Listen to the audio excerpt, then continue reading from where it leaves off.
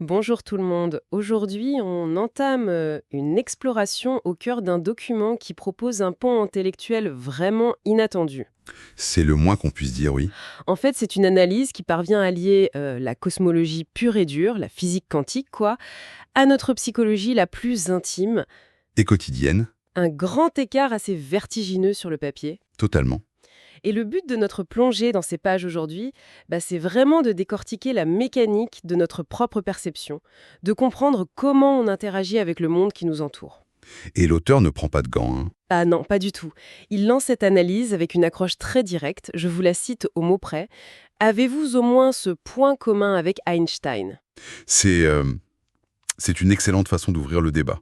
Ça capte l'attention, oui. Parce que ça nous place d'emblée face à un miroir. Mais avant de plonger dans le cas spécifique d'Einstein, le texte nous impose de poser une base philosophique fondamentale. Oui, il faut définir les termes du débat. Exactement. L'auteur structure toute sa pensée autour d'une distinction cruciale entre deux concepts, la réalité absolue et la réalité relative. C'est indispensable de bien saisir cette nuance, en effet. C'est le socle de tout le reste. La réalité absolue, c'est le monde tel qu'il est indépendamment de nous. C'est l'univers dans sa vérité brute, factuelle, non filtrée. Donc une pomme qui tombe, une planète qui tourne. Une goutte de pluie, voilà, l'effet. Face à ça, on a la réalité relative. Et ça, c'est le monde tel qu'il nous apparaît, à nous, humains. Et cette réalité relative, du coup, elle est forcément déformée. Ah bah complètement. Si je comprends bien la thèse du document, l'auteur insiste sur le fait qu'entre la réalité absolue et ce qu'on en perçoit, il y a des filtres massifs. C'est ça. Le premier filtre est purement biologique. Ce sont nos cinq sens. Ils sont par nature limités. Nos yeux ne voient pas les infrarouges, nos oreilles n'entendent pas les ultrasons. Donc, de base, on capte qu'une fraction infime du réel. Voilà. Mais le texte s'attarde surtout sur le second filtre, qui est psychologique. Nos idées préconçues, Nos croyances, notre éducation. C'est ce filtre-là qui déforme le plus la réalité absolue, pour la transformer en une réalité relative qui nous soit confortable. ce qui nous amène à une réflexion très intéressante de l'auteur sur un mot qu'on emploie vraiment tous les jours, le mot normalité. Ah oui, le fameux «c'est normal». Idée de ce qui est normal ou pas. Mais le document pointe une ironie assez mordante là-dessus. En toute logique, la normalité devrait simplement être définie comme la réalité de ce qui est, L'état naturel des choses. sans aucun jugement de valeur. Mais en pratique, on redéfinit ce concept pour qu'il devienne, et je cite, l'idée, la réalité que l'on daigne accepter. C'est très fort comme formulation.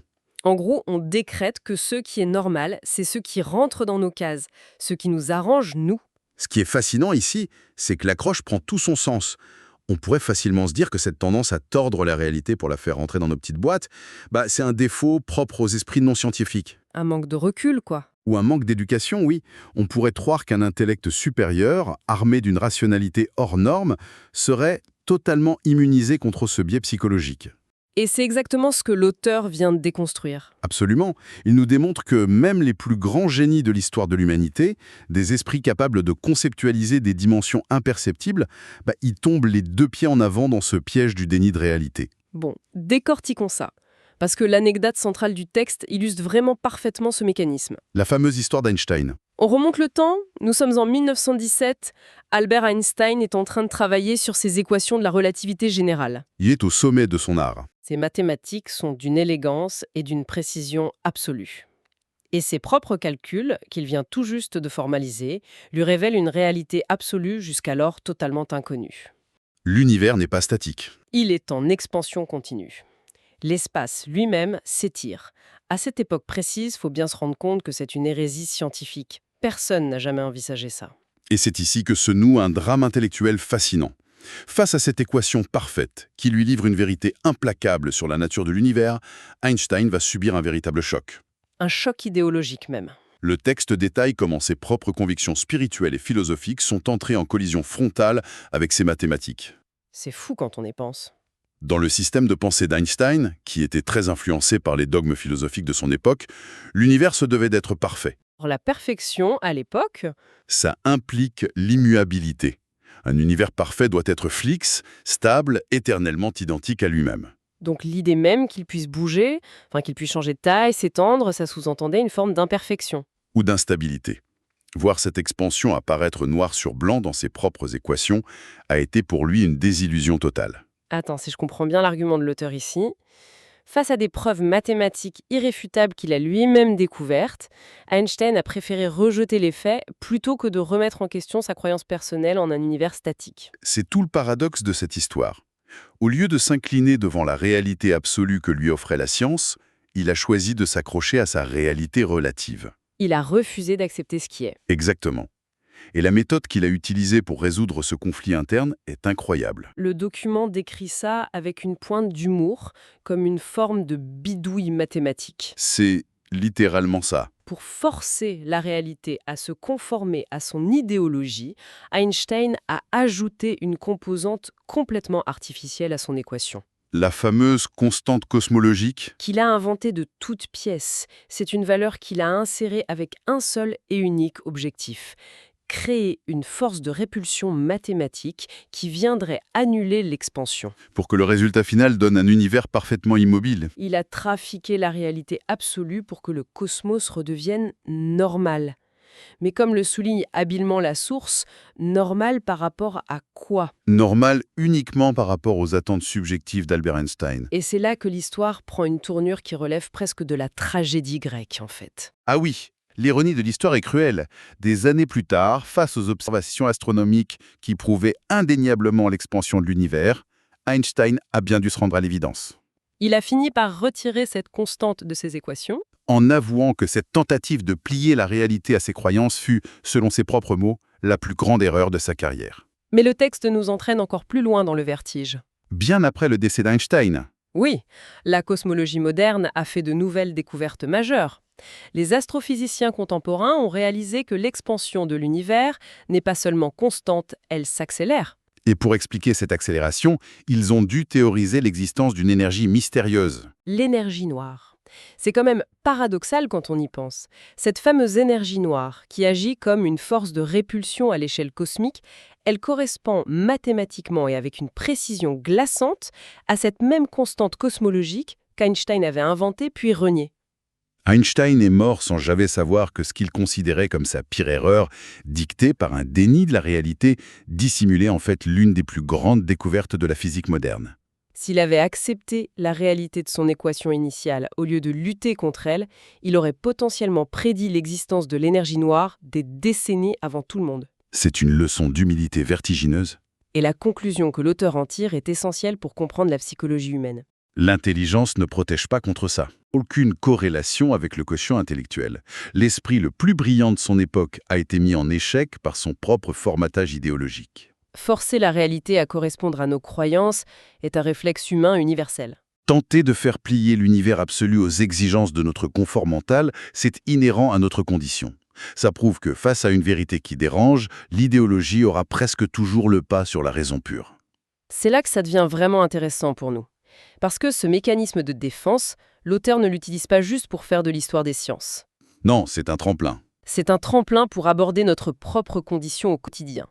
Au final, on n'a peut-être pas les équations d'Einstein sur notre bureau, mais on a tous notre constante cosmologique intérieure. Tout le monde bidouille sa réalité. Le texte nous invite à observer nos comportements les plus banaux. Il prend des exemples du quotidien qui semblent tellement insignifiants qu'on n'y prête plus attention. Le miroir tendu est assez sévère. Imaginons un matin où tout va de travers. On rate un train ou bien il se met à pleuvoir des cordes alors qu'on avait prévu un pique-nique. Quelle est la première réaction, presque instinctive, qui sort de notre bouche face à une contrariété? Ah ben on lâche un « Oh non, c'est pas vrai !» Ou un « Mais c'est pas possible ça !» Et si on s'arrête un instant, comme le propose le document, pour analyser le sens littéral de ces exclamations, on touche au cœur de l'absurdité humaine. C'est un déni pur et simple. Face à un train qui ferme ses portes ou à de l'eau qui tombe du ciel, s'écrier « c'est pas vrai » est un non-sens absolu. Si l'événement est en train de se dérouler sous nos yeux, c'est que c'est, par définition, une vérité absolue. Dire « c'est pas possible » face à un fait accompli, c'est nier l'évidence de la physique la plus basique. Ces petites phrases, qui ont l'air de simples tics de langage, sont en réalité les symptômes d'une pathologie psychologique profonde. Notre incapacité chronique à accepter la réalité telle qu'elle se présente à l'instant T. Et d'après l'analyse de l'auteur, ce déni permanent est loin d'être inoffensif. C'est même le cœur du problème, la source de toute souffrance. Absolument, toute notre souffrance psychologique découle de cette résistance. Ce n'est pas la pluie qui fait souffrir. C'est le fait d'exiger qu'il fasse beau, alors qu'il pleut. Ce n'est pas la réalité absolue qui est douloureuse, c'est le frottement intense, la friction perpétuelle entre ce qui est concrètement en train d'arriver et notre refus obstiné de l'accepter. Sans cette résistance interne, la douleur émotionnelle n'aurait pas de prise. Pour désamorcer cette mécanique, le document se tourne vers la philosophie orientale. Plus particulièrement vers le concept taoïste du Wu-Wei. Qu'on traduit souvent par le lâcher-prise en Occident. De manière un peu réductrice, oui. Le non-agir.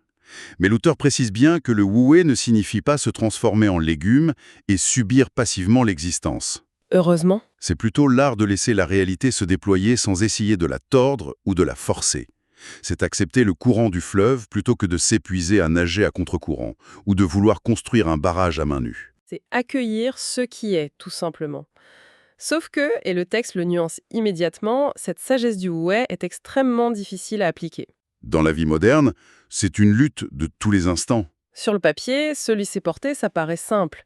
Mais depuis l'enfance, l'entièreté de notre conditionnement social, de la maternelle jusqu'au monde de l'entreprise, nous enseigne exactement l'inverse. Il faut lutter pour y arriver.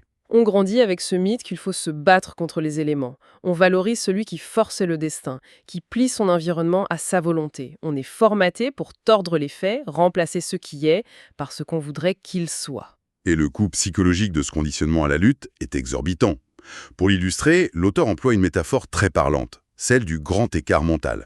J'adore cette image. Elle est visuelle. Imaginons notre esprit avec un pied posé sur la réalité absolue, têtu, immuable, et l'autre pied posé sur nos désirs, nos projections de ce que devrait être cette réalité. Plus on s'obstine à vouloir que le monde corresponde à nos fantasmes, plus le réel, lui, continue son chemin indifférent. L'écart entre les deux s'élargit.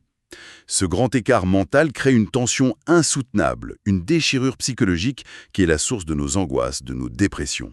Et si on maintient cette position trop longtemps, cet espace vide se transforme, et là je reprends les termes très sombres du texte, en un véritable charnier où viennent pourrir nos désillusions. L'image est brutale, c'est sûr. Mais elle traduit bien la violence de ce qu'on s'inflige à soi-même. Cependant, l'exploration de cette dynamique ne s'arrête pas à la sphère intime. Le document opère un zoom arrière magistral pour nous montrer l'effet papillon de ce déni. Les conséquences à grande échelle. Si on reprend le cas d'Einstein, son déni en 1917 n'a pas seulement causé un tourment personnel. Il a bloqué la progression de l'astrophysique globale. C'est le retard planétaire dont parle l'auteur. Il a fallu attendre 1929, soit 12 années entières, pour que le scientifique Edwin Hubble, qui observait le ciel sans les œillères idéologiques d'Einstein, parvienne à authentifier l'expansion du cosmos. 12 ans de perdu pour la science. C'est vertigineux, et pour faire comprendre l'impact colossal d'un seul blocage individuel sur la collectivité, le texte propose l'analogie de l'autoroute.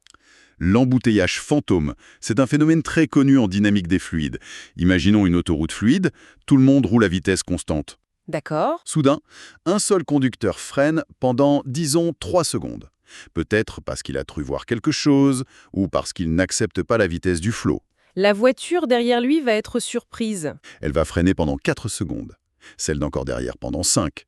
Très vite, par effet d'onde de choc, une simple hésitation de 3 secondes à l'avant génère un arrêt total et un embouteillage de plusieurs kilomètres à l'arrière. Qui mettra des heures à se résorber. Exactement. De la même manière qu'une voiture arrêtée crée un chaos, le blocage d'Einstein a retardé la science tout entière. Le blocage idéologique d'Einstein, c'est ce petit coup de frein initial. Et le propos de l'auteur, c'est de souligner que cette responsabilité est partagée. Ça touche tous les domaines. Scientifique, économique, politique.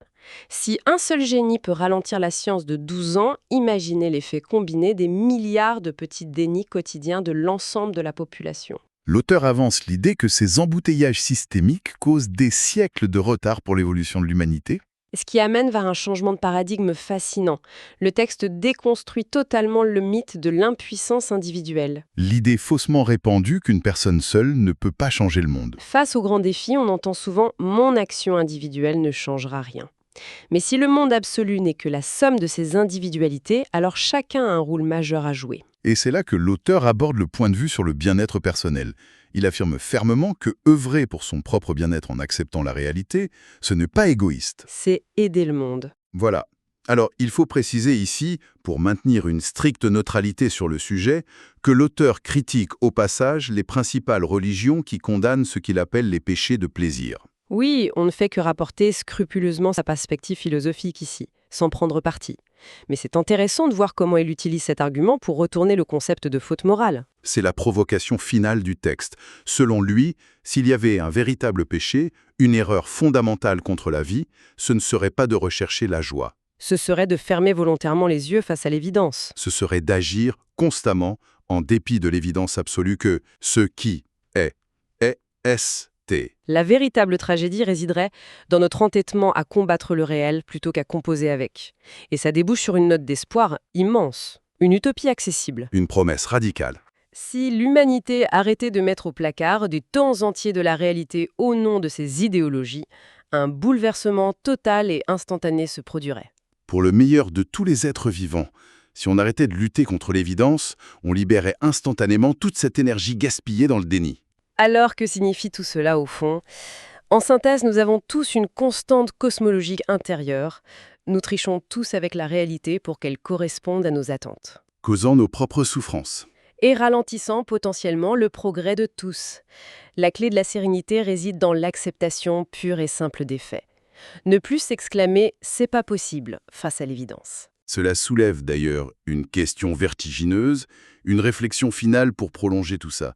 Si l'esprit scientifique le plus brillant du XXe siècle a accidentellement décrit l'énergie qui compose la majorité de notre univers, alors même qu'il essayait de cacher une vérité qui le dérange, L'énergie noire. quelle vérité massive, quelles opportunités ou énergies nouvelles pourrions-nous découvrir dans nos propres vies? Si seulement nous arrêtions de lutter contre les réalités inconfortables que nous refusons de voir aujourd'hui. C'est une pensée fantastique sur laquelle nous allons clore cette analyse. Merci infiniment pour cet échange passionnant. On se donne rendez-vous très vite pour une prochaine plongée au cœur des documents et de la connaissance. Gardez l'esprit ouvert